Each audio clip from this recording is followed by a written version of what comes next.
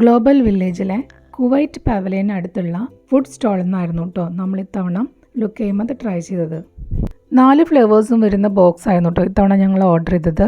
Chocolate, date syrup, pistachio, lotus, ഈ 4 flavour ആയിരുന്നു ഉണ്ടായിരുന്നത്.